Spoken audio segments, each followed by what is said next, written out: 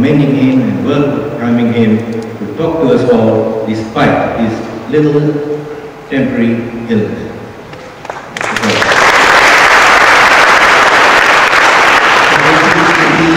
He is not too gung-ho, you know why. It's not that he has calmed down.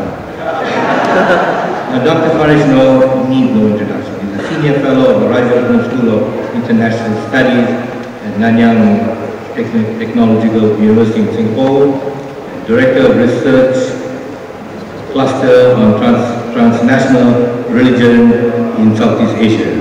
He has been a prolific writer, a man who writes without fear or favor, and a rare commodity in our country. And I want you to welcome him warmly.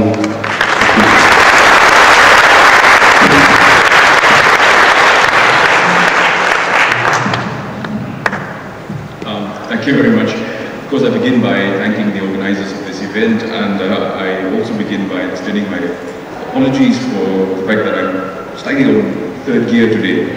I'm of course happy to be here to discuss the implications of the 12th general elections that we've recently had, and I think what some of us, at least today, would like to do would be to more or less set the agenda for the sort of future politics, the new Malaysian politics that we would like to see in this country of ours. I agree with what Tan Sri has said earlier, that I think we are on the verge of witnessing the emergence of, perhaps for the first time, a truly Malaysian politics.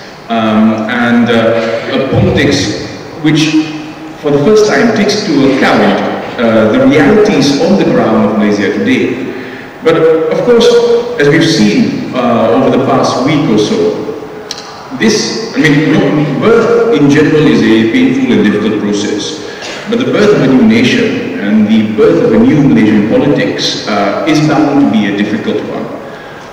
It can only be a difficult one. And change is a difficult process, but it is nonetheless a necessary process. However, apart from having to deal with the genuine differences and obstacles that we face, we are also struck by many obstacles that actually have been there for a long time. Let me start by one example. The impasse, the gridlock, if you like, of what has happened in Perak over the past week, I think has brought to light to many Malaysians certain constitutional limits or inhibitions or provisions that were there and have been there since the beginning of Malaysia itself in 1957. Yet many of us were not aware of it. I'm sure many of us did not even realize that there were these constitutional provisions in Perak until this eventuality arose. And what does this say about the nature of Malaysian politics? What does this say about our capacity to imagine a different form of politics? I think all of us have been caught in a way off guard by the results of the 12th general elections. And now for the first time we are entertaining the possibility that we may actually be on the verge of creating a new Malaysia, a Malaysia where citizenship, being Malaysian, is the basis of our political participation. And yet, as we try to articulate and develop this new form of Malaysian politics that is plural and inclusive, a Malaysian politics where every single Malaysian can find her or his place in the national story, suddenly all these blocks and obstacles pop up. And often, when these blocks or obstacles pop up, we are told that these are because of certain specific historical circumstances that we need to take into account, and that these historical circumstances are sacrosanct, they're taboos. So basically, what I'm trying to call for today is a new Malaysian politics that is courageous and brave enough to be able to imagine a very different Malaysia where we are no longer beholden to these taboos, these sacred rites and rituals, these sacred cows of our recent past. We need to go beyond a politics that is defined by what one can call, political superstitions. Because many of these superstitions were completely, rendered null and void over last weekend. We've been told again and again that the basis of Malaysian politics is race or communitarianism, and that voting patterns can be predicted according to racial loyalties or communal loyalties. Let me recount just briefly my experience of being in Kota Baru during the entire election process. Being there for 10 days with my colleague Danny Lim from MalaysiaVotes.com, we were amazed to see how the Kelantanese electorate were not only voting but campaigning and behaving in a manner which I don't think anyone thought they would. And in particular, I recall being at the head office, the headquarters of PAS in Kota Baru on the night that the elections were announced. And the amazing euphoria, I mean, you're all slightly intoxicated now, we have like a 2-week hangover to get over now. But that night at the Kota Baru PAS office, and as the results were announced, Danny and I were surrounded by 1,000 PAS supporters. And when it was announced that Lim Kit Siang had won, the euphoria of the PAS supporters was the thing that struck me the most. They cheered for Lim Guan Eng, they cheered for Lim Kit Siang, they cheered for Kapal Singh, they cheered for Siva Rasa, they cheered for Jennifer.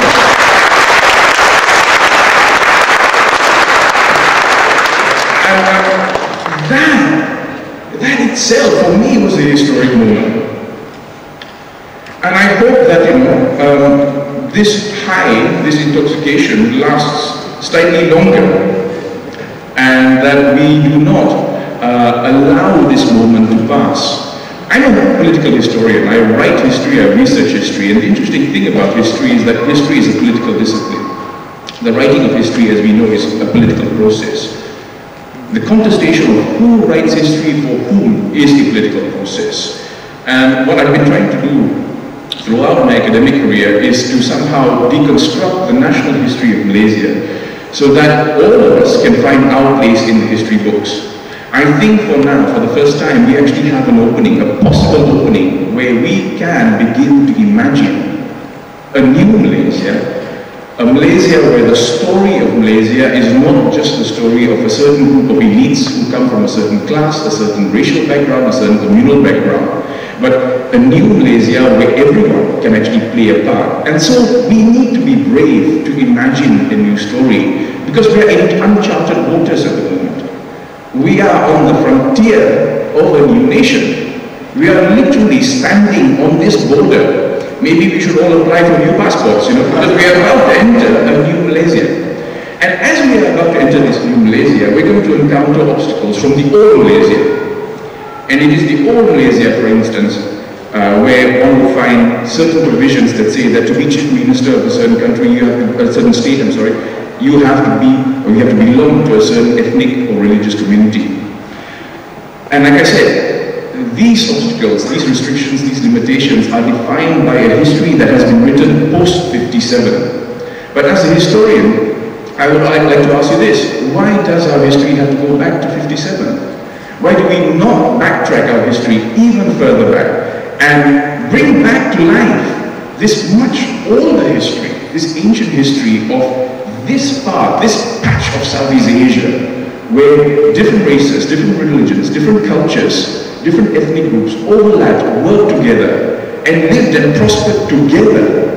Why, or should we still be held back by these demons, these political superstitions of the recent past? Why talk about 69 again and again, when we are actually talking about an event that lasted perhaps 3 days in the history of Malaysia? Why not talk about the hundreds of years of interracial cooperation and contact and genuine respect and recognition of the other? That is the history. That is the history that we need to recover, because that history is alive. Our ancestors are alive still with us. We carry this history in us. And it is up to us to then choose what sort of present that we want to have. By selecting, by appropriating a history that is plural and inclusive, we create the opportunity structures to have a plural and inclusive present and a future as well. So this contestation for history is what we, the Malaysian public, civil society, this is what we need to do. And so when we look at the debate going on or